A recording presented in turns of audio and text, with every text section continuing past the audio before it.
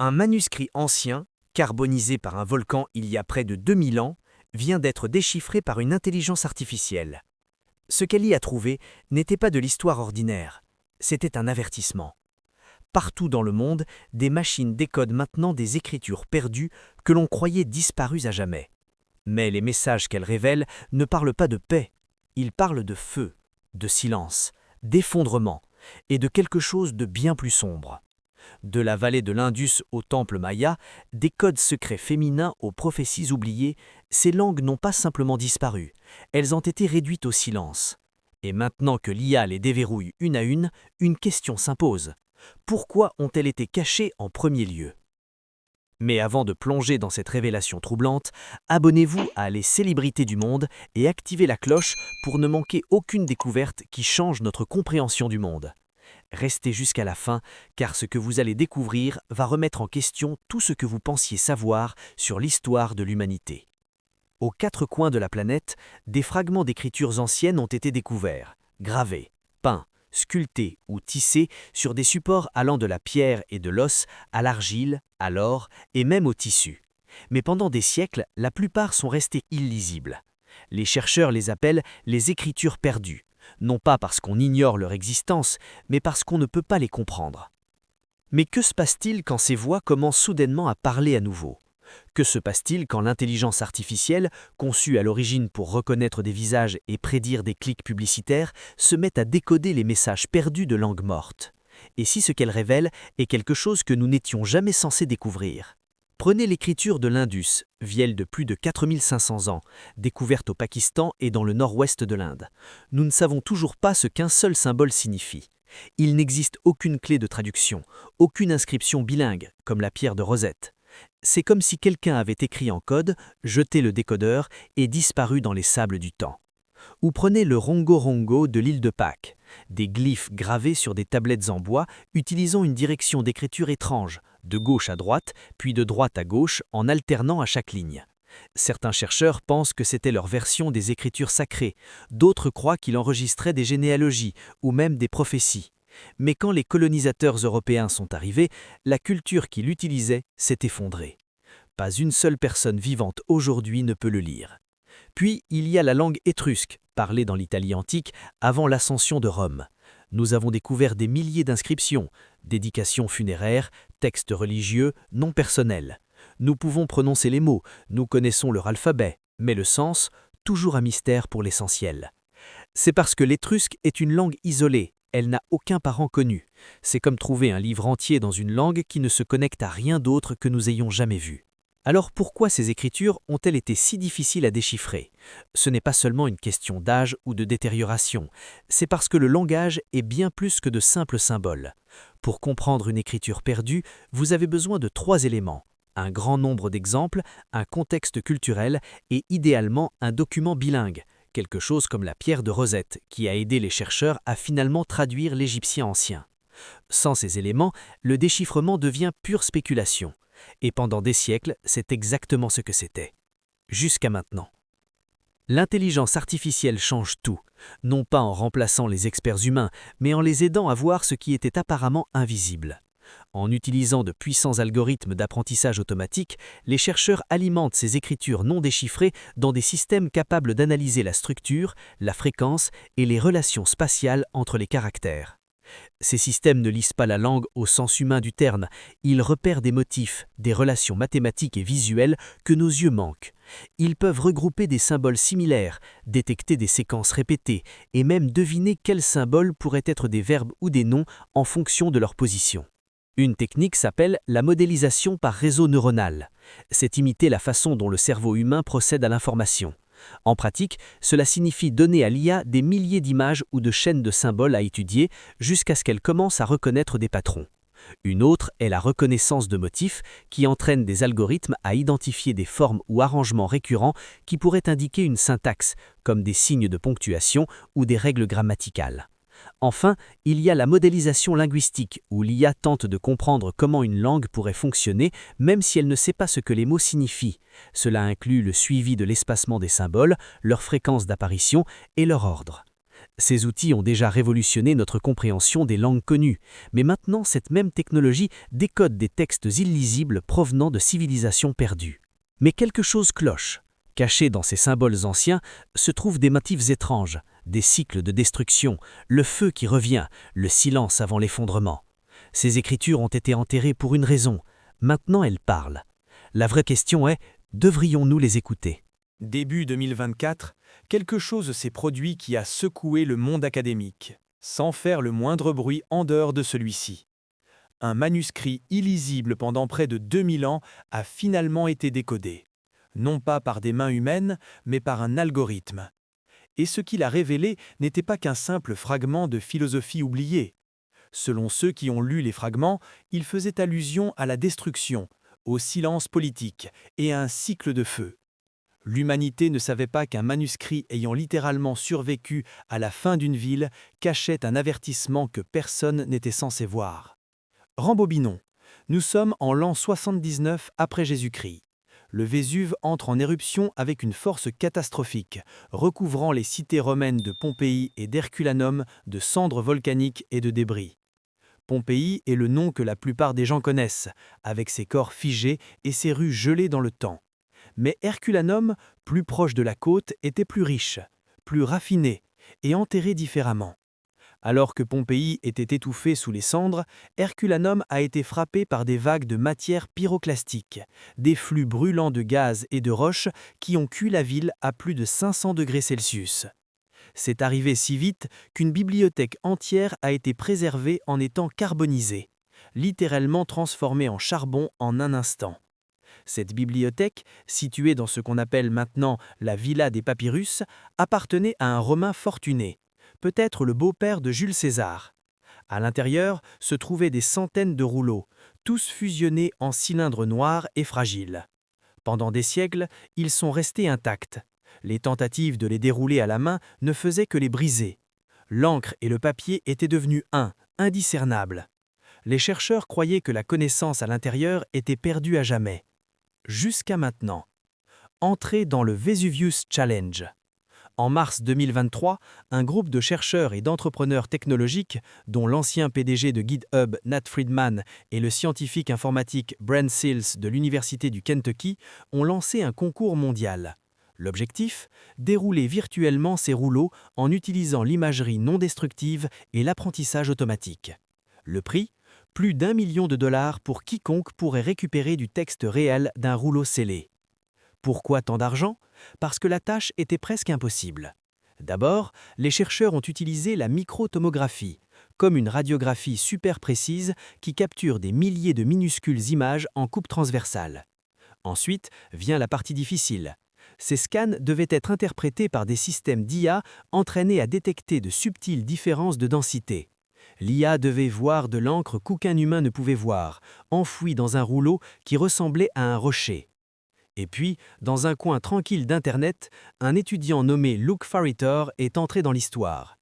En octobre 2023, il est devenu la première personne en près de 2000 ans à lire un mot à l'intérieur d'un de ses rouleaux. Le mot était « porphyras », grec pour pourpre, une couleur associée à la royauté, au luxe et au pouvoir. Ce seul mot lui a valu un prix de 50 000 $. Mais ce n'était que le début. Farritor a rapidement été rejoint par deux autres chercheurs, Youssef Nader et Julien Schilliger. Ensemble, début 2024, ils avaient découvert plus de 2000 lettres grecques à l'intérieur du rouleau, suffisant pour commencer à identifier des phrases, du contexte et finalement l'auteur. Ce qu'ils avaient déverrouillé n'était pas un simple poème ou une liste de courses oubliées. C'était un traité philosophique de Philodème, un éminent penseur épicurien et étudiant de Zénon de Sidon.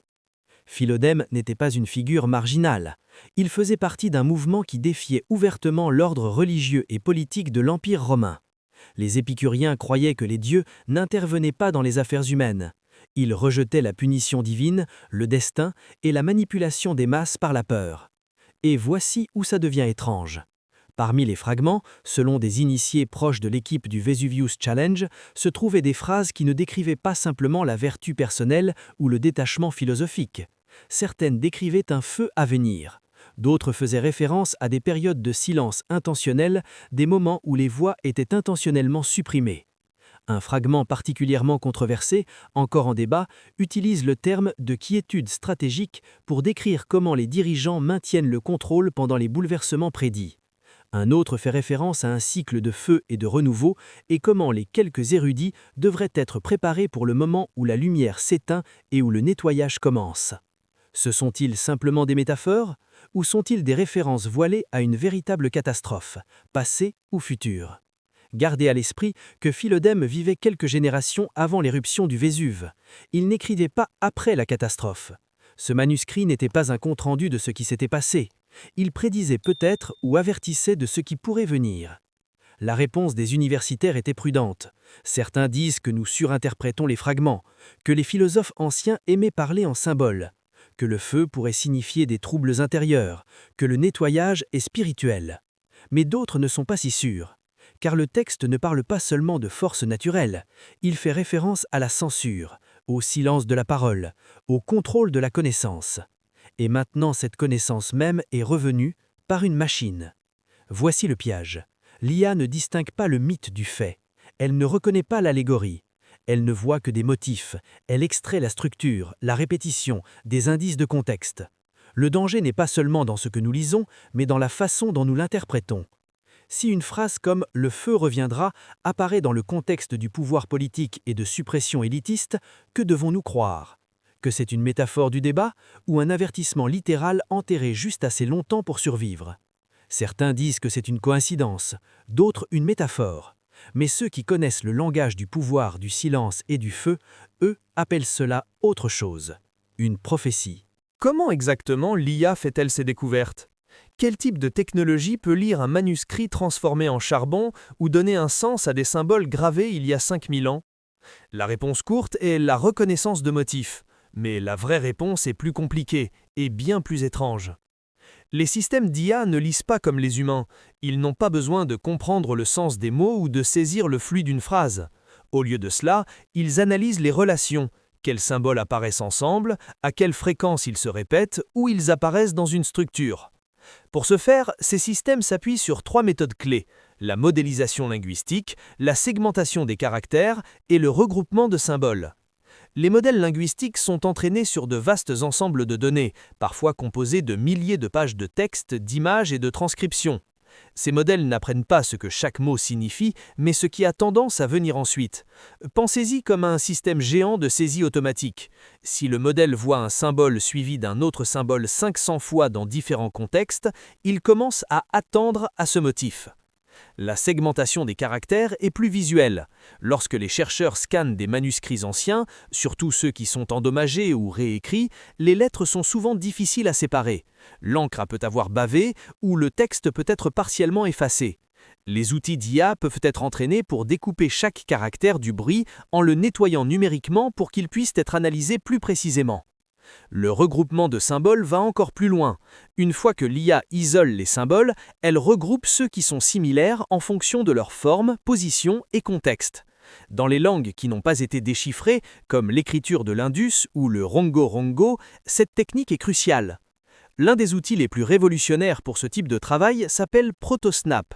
Développé par des chercheurs travaillant sur le cunéiforme, l'écriture utilisée par les anciens sumériens et akkadiens, Protosnap aide à aligner les prototypes de caractères cunéiformes avec les nombreuses façons différentes dont ils ont été écrits à travers le temps et la géographie. Ensuite, il y a AhiEroLM, un système entraîné pour traiter les hiéroglyphes égyptiens. Les hiéroglyphes ne sont pas que des images. Chaque symbole peut représenter un son, un concept ou même un mot entier. AhiEroLM utilise la logique des outils de traduction modernes, mais pour les langues mortes. Un autre ensemble de percées provient de techniques d'apprentissage profond utilisées sur les palimpsestes, des manuscrits où l'écriture originale a été grattée et remplacée par un nouveau texte. Dans nombreux cas, ce n'était pas accidentel. D'anciens textes religieux, traités philosophiques ou notes scientifiques ont été délibérément effacés et réécrits par des scribes dans les siècles ultérieurs, souvent lorsque l'ancien contenu devenait politiquement dangereux. Une méthode s'appelle l'imagerie par transformation de réflectance, ou RTI. Cette technique consiste à photographier un manuscrit sous des dizaines d'angles dans différentes conditions d'éclairage, permettant au logiciel de détecter les grenures microscopiques et les résidus laissés par l'encre effacée. Et lorsqu'elle est associée aux GAN, les réseaux antagonistes génératifs, l'IA peut reconstruire ce qui était autrefois écrit. Les GAN fonctionnent en faisant jouer deux réseaux neuronaux à une sorte de jeu. L'un essaie de créer une image du texte effacé, l'autre essaie de repérer les défauts. Le processus se répète jusqu'à ce que le premier réseau produise quelque chose que le second ne puisse pas distinguer de la réalité. En 2021, une équipe a utilisé cette technique pour découvrir des travaux mathématiques précédemment inconnus d'Archimède, écrits en dessous d'un livre de prières du XIIIe siècle. Mais les palimpsestes ne se limitent pas à des connaissances inoffensives. Certains contiennent des avertissements, des dissidences ou des récits de catastrophes qui ont été intentionnellement enterrés. Pourquoi ? Parce que quelqu'un ne voulait pas qu'on s'en souvienne. Et c'est cette partie qui donne à penser aux chercheurs. Parce que si l'IA nous donne un accès sans précédent à des connaissances perdues, elle décèle des textes qui ont peut-être été cachés pour une raison. Rituels anciens, philosophie taboue, descriptions de cycles cosmiques ou prophéties qui s'étendent bien au-delà de la métaphore, tout cela est tiré dans la lumière numérique par des machines qui ne se soucient pas de ce qu'elles trouvent. Certains des manuscrits décodés avec ces outils ont des références à des choses qui semblent inconfortablement actuelles. Effondrement sociétal, décadence morale, feu cataclysmique et silence forcé. Projetons-nous juste nos peurs sur des mots neutres ? Peut-être, mais ce ne sont pas des incidents isolés. Ces motifs apparaissent dans différentes civilisations, sur différents continents, dans des écritures non relatives. Comment appelons-nous cela ? Coïncidence ou motif ? Et puis vient la vraie question. Découvrons-nous des connaissances ou brisons-nous des sceaux anciens ? Certains des messages les plus anciens jamais écrits n'étaient pas destinés à être lus par nous. Ils ont été gravés, estampillés, grattés ou pressés par des mains qui ont disparu il y a des milliers d'années. Des mains qui vivaient dans des cités depuis longtemps enterrées, dans des langues qui n'ont plus de locuteurs vivants. Et maintenant, après des millénaires de silence, ces messages sont lus par des machines. Non pas parce que nous les comprenons, mais parce que l'IA commence à reconnaître quelque chose de terrifiant, la structure, l'intention, le but. Ce n'étaient pas des marques aléatoires, c'étaient des langues, et nous ne commençons peut-être qu'à réaliser ce qu'elles essayaient de dire. Commençons par la Chine ancienne, où un système d'écriture était utilisé pour interroger l'avenir. Les os oraculaires de la dynastie Shang, vers 1300 avant notre ère, sont parmi les premiers exemples connus d'écriture chinoise. Ce n'étaient pas des lettres ou des histoires, c'étaient des questions. Les prêtres les gravaient dans des carapaces de tortues ou des omoplates de bœufs, les chauffaient jusqu'à ce qu'elles se fissurent, puis lisaient les fissures comme un message des dieux. Les questions qu'ils posaient étaient préservées, gravées dans l'os. Voici ce qui est inquiétant. Y aura-t-il une peste cette saison ? Les étoiles seront-elles claires le troisième jour ? Le sacrifice sera-t-il accepté ? Pendant des siècles, ces inscriptions ont principalement été déchiffrées par des méthodes traditionnelles. Mais en 2024, des chercheurs chinois ont introduit des systèmes d'IA capables de faire correspondre les caractères des os oraculaires à leurs équivalents modernes, avec une rapidité et une précision étonnantes. Ce qu'ils ont trouvé, ce sont des motifs dans les types de questions posées, le calendrier des rituels et la façon dont les phénomènes célestes étaient enregistrés. Certaines questions semblent anciennes et évidentes, d'autres semblent inconfortablement modernes. Avertissement de peste, motifs de feu et de famine. Déplaçons-nous vers l'ouest et sautons plus de 1000 ans en avant, et vous arrivez dans le monde maya. Leurs villes se sont élevées dans ce qui est aujourd'hui le sud du Mexique et l'Amérique centrale. Leur système d'écriture, composé de glyphes complexes, est l'un des plus visuellement complexes jamais créés. Pendant longtemps, ces textes étaient complètement non déchiffrés. Mais au cours des dernières décennies, des percées en linguistique maya, combinées à l'IA, ont accéléré les efforts de traduction. Des projets utilisant l'apprentissage automatique ont formé des algorithmes pour segmenter et classifier les glyphes. Ce que ces glyphes révèlent n'est pas seulement la religion ou la royauté, ils racontent des histoires de sacrifices, de sécheresse, de trahison politique et d'effondrement. Des dynasties entières sont enregistrées en train de monter et de tomber, avec des glyphes marquant des années de famine, de guerre et d'alignements célestes étranges. Une phrase apparaît dans plusieurs cités, « la grande soif ».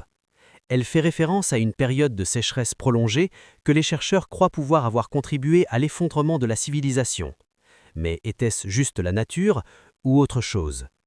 Et puis il y a le Nussu, une langue si unique qu'elle a été créée et utilisée uniquement par des femmes. Dans les collines du sud de la Chine, dans la province du Hunan, pendant des générations, les femmes se voyaient refuser l'éducation. Alors, elles ont inventé leur propre écriture, écrite dans des chansons, des lettres et des broderies. Le nussu signifie « écriture des femmes ». Elle était transmise de mère à fille, de sœur à sœur, jamais enseignée dans les écoles et cachée des hommes.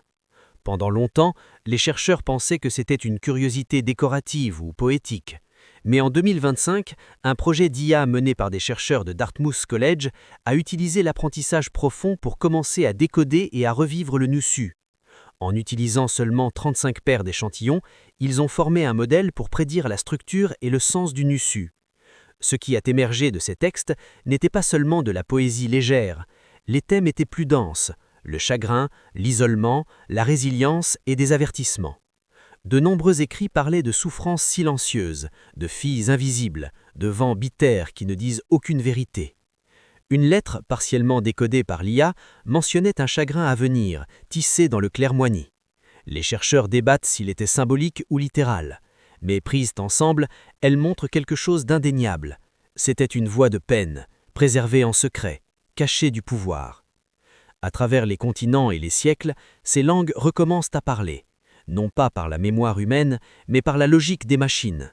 L'IA ne voit pas la culture. Elle ne connaît pas la honte, la censure, le rituel ou le traumatisme. Elle ne voit que des données. Et quand elle voit les mêmes thèmes, peste, sécheresse, silence, suppression, à travers des civilisations qui ne se sont jamais rencontrées, qui n'ont jamais échangé de mots, on doit se demander qu'essayaient-elles toutes de dire. Mais ce n'est pas seulement ce qu'elles ont écrit, c'est comment elles ont disparu. Les Mayas ont abandonné leur grande cité. Les eaux oraculaires ont cédé la place à la bureaucratie impériale. Le nussu s'est effondré en murmure quand l'éducation moderne est arrivée. Dans chaque cas, une voix s'est éteinte. Et maintenant, l'IA tire ses voix du sol, lettre par lettre, code par code. Que se passe-t-il quand le message complet est clair? L'appellerons-nous encore histoire ou quelque chose d'entièrement différent? Certaines langues ont évolué, d'autres ont perduré, mais beaucoup ont simplement disparu. Non pas sur des siècles, parfois presque du jour au lendemain. Des écritures ont disparu, des systèmes d'écriture se sont effondrés et des langues entières ont été effacées, ne laissant que des fragments derrière elles. Aujourd'hui, nous les appelons perdues, mais ce mot implique qu'elles se sont égarées. Et si ce n'est pas ce qui s'est passé? Et si certaines ont été enterrées intentionnellement? Nous utilisons encore le latin en médecine et en droit, nous lisons encore le chinois sous ses formes modernes, remontant à des milliers d'années. Alors pourquoi d'autres systèmes, tout aussi complexes, tout aussi raffinés, ont-ils disparu? Les réponses ne sont pas aussi simples que le temps ou la désuétude. Dans certains cas, ces langues ont été écrasées par la force. Dans d'autres, elles ont été absorbées, effacées ou abandonnées. Mais dans quelques cas glaçants, le silence semble délibéré. La disparition semble intentionnelle. Ce qui mène à une question bien plus troublante. Ces écritures ont-elles été effacées à cause de ce qu'elles disaient? Le rango-rango est l'un des exemples les plus troublants. Découvert sur l'île de Pâques au XIXe siècle, le rango-rango est un ensemble d'étranges glyphes gravés sur des tablettes en bois, certains avec une direction d'écriture unique qui serpente à travers la surface en lignes alternées.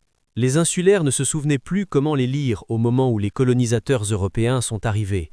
Il n'y avait pas d'enseignants, pas de tradition orale qui préservait le sens, et pas un seul locuteur moderne. La culture qui a créé le rango-rango s'est effondrée peu après le contact européen. Maladies, esclavage et conversions religieuses ont effacé des siècles d'histoire. Et pourtant, les chercheurs ont toujours soupçonné que les glyphes n'étaient pas simplement décoratifs. Certains croient qu'ils encodaient des généalogies ou des rituels. D'autres soutiennent qu'ils contenaient l'histoire orale, peut-être même des avertissements. Une théorie suggère que le rango-rango était une forme de prophétie codée, créée alors que les insulaires regardaient leur environnement se dégrader et leur société s'effondrer. C'est ce qui le rend particulièrement troublant. S'ils voyaient la fin venir, ont-ils essayé de préserver leurs connaissances sous une forme qu'aucun étranger ne pourrait comprendre? Ensuite, il y a la langue étrusque, autrefois parlée dans toute l'Italie centrale avant l'ascension de Rome. Les Étrusques étaient une civilisation avancée, construisant des cités, créant de l'art et pratiquant une religion profondément spirituelle centrée sur la divination, l'au-delà et les forces célestes. Des milliers d'inscriptions ont été trouvées, sur des urnes, des monuments, des bijoux, mais la plupart restent non traduites. Nous savons que les Étrusques avaient un vocabulaire riche, nous pouvons prononcer leur alphabet, pourtant leur grammaire, leurs verbes et leur syntaxe complète restent un mystère. Pourquoi ? L'explication dominante est que le latin a simplement remplacé l'étrusque à mesure que Rome s'étendait, mais certains chercheurs ne sont pas convaincus. Ils pointent vers des textes religieux spécifiques et des rituels qui ont été interdits par les autorités romaines. Certains rites étrusques, liés à la nécromancie et à la prophétie, ont été déclarés dangereux. L'État romain tolérait de nombreuses religions, mais avec les pratiques étrusques, il semblait tracer une ligne dure. Serait-il possible que ce que les Étrusques écrivaient était trop troublant, trop politiquement risqué ou trop spirituellement perturbateur pour survivre au contrôle romain ? Certains fragments font référence à des présages, des cartes du ciel et une doctrine de catastrophe cyclique, des enseignements qui ont pu contredire l'idéologie impériale romaine. Le manuscrit de Voynich pousse cela encore plus loin. Trouvé dans un monastère italien au début du XXe siècle, ce livre a défié tous les efforts de traduction. Il est rempli d'une écriture étrange et bouclée qui ne correspond à aucune langue connue, accompagnée d'illustrations bizarres, femmes nues se baignant dans d'étranges tubes, plantes non identifiables et diagrammes semblables au zodiaque. Chaque fois que quelqu'un pense l'avoir déchiffré, le sens s'effondre.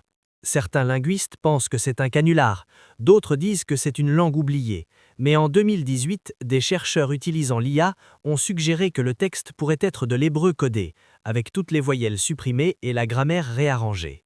Le modèle d'IA affirmait que certains passages se traduisaient en phrases comme « Elle a fait des recommandations aux prêtres, hommes de la maison » ou « Ils ont préparé le bain selon les herbes ». Une autre théorie a émergé, plus ancrée et plus troublante, que le manuscrit était une sorte de guide de sage-femme, rempli de connaissances que les autorités masculines n'étaient pas censées avoir accès.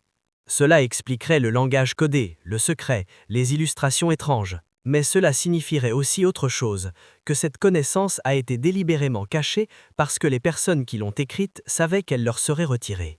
Si c'est vrai, cela fait du manuscrit de Voynich l'un des exemples les plus clairs de connaissances interdites préservées à la vue de tous. Tout au long de l'histoire, nous avons vu cela se produire encore et encore. Quand un régime prend le pouvoir, il réécrit la langue. Quand une religion se propage, elle enterre les anciens symboles. Quand une culture veut le contrôle, elle contrôle qui peut parler et qui peut se souvenir. Alors nous supposons que les langues perdues sont mortes naturellement, mais et si elles ont été réduites au silence ? Une réponse est la violence. L'épée survit souvent la plume. Mais une autre réponse est la peur. La peur de ce qui était écrit. La peur de ce qui pourrait être redécouvert, la peur que certaines connaissances, une fois lues, ne puissent être non lues. Certains secrets n'étaient jamais censés survivre. C'est la partie qui inquiète les historiens et maintenant les chercheurs en IA, parce que les machines ne craignent rien, elles ne tracent pas de ligne morale, elles ne s'arrêtent pas aux avertissements, elles continuent simplement à lire. Et si elles découvrent des connaissances que quelqu'un a essayé d'enterrer, elles ne s'arrêteront pas pour demander pourquoi. La vraie question est, est-ce que nous sommes sûrs que nous sommes prêts à savoir ce qui a été caché, ou est-ce que nous ouvrons simplement des livres qui n'étaient jamais censés être ouverts ? Et que se passe-t-il quand un d'entre eux dit finalement quelque chose que nous ne sommes pas prêts à entendre ? Alors que se passe-t-il maintenant ? Qu'avons-nous vraiment découvert ? Et surtout, que faisons-nous de ces révélations ? Les machines lisent maintenant des langues que personne n'a compris depuis millénaires. Elles déchiffrent des avertissements, des prophéties, des secrets enterrés sous des couches d'astres volcaniques, de temps et d'oubli délibéré. Mais voici le paradoxe, l'IA ne comprend rien. Elle ne sait pas ce qu'est une prophétie, elle ne distingue pas l'avertissement littéral de la métaphore spirituelle, elle ne fait que reconnaître des patterns. Et les patterns qu'elle trouve sont troublants. À travers des civilisations qui ne se sont jamais rencontrées, sur des continents séparés par des océans, dans des langues qui n'ont aucun lien génétique, nous voyons les mêmes thèmes émerger. Feu, silence, effondrement, cycle de destruction et de renouveau. Est-ce une coïncidence ? Ou est-ce quelque chose de plus profond, quelque chose d'universel dans l'expérience humaine face à la catastrophe ? Certains chercheurs disent que nous surinterprétons, que les humains ont toujours eu peur de la fin, que chaque culture a ses propres mythes de déluge, de feu purificateur, de renaissance après la destruction. C'est la nature humaine de créer des narratifs qui donnent du sens au chaos. Mais d'autres ne sont pas si sûrs. Parce que ces textes ne parlent pas seulement de catastrophes naturelles, ils parlent de silence imposé, de suppression de connaissances, de moments où les voix ont été délibérément étouffées. Le manuscrit de Philodème parle de quiétude stratégique pendant les bouleversements prédictés. Les os oraculaires chinois posent des questions sur les plaques et les sacrifices à venir. Les glyphes mayas enregistrent la grande soif et des rituels sanglantés pour équilibrer le ciel. Le nuchu des femmes parle de souffrances silencieuses et de vents amers qui ne disent aucune vérité. Ce ne sont pas seulement des histoires sur la nature, ce sont des histoires de pouvoir, sur qui contrôle le narratif, sur ce qui arrive quand on parle trop fort au mauvais moment. Et maintenant, l'IA ramène ces voix. Des voix qui ont été enterrées, effacées, oubliées. Des voix que quelqu'un, quelque part, ne voulait pas que nous entendions. Voici ce qui devrait nous faire réfléchir. Ces technologies ne s'arrêteront pas.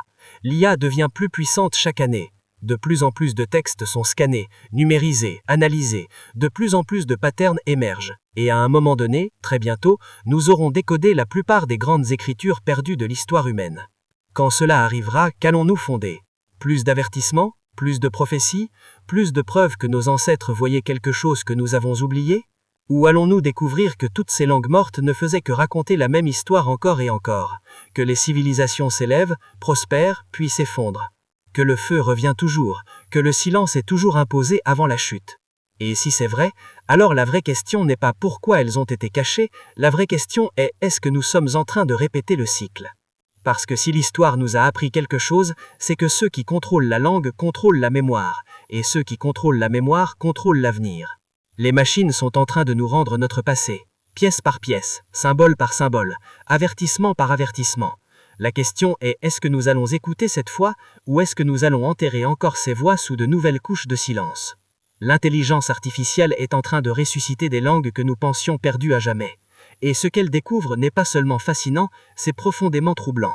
Des avertissements sur le feu, le silence, l'effondrement, des cycles de destruction qui semblent se répéter à travers les millénaires. Peut-être que ce sont juste des métaphores, peut-être que nous projetons nos propres peurs sur des mots anciens. Ou peut-être que nos ancêtres essayaient de nous dire quelque chose d'important, quelque chose que nous avons oublié, quelque chose que nous devons nous rappeler avant qu'il soit trop tard. Qu'en pensez-vous?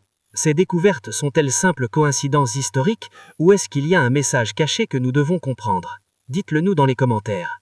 Si cette vidéo vous a fasciné, n'oubliez pas de liker, de vous abonner à Les Célébrités du Monde et d'activer la cloche pour ne manquer aucune de nos prochaines révélations sur les mystères de l'histoire et de la technologie. Et ne partez pas maintenant, cliquez sur la prochaine vidéo pour découvrir d'autres secrets que le temps avait enterrés. Merci de nous avoir suivis jusqu'au bout.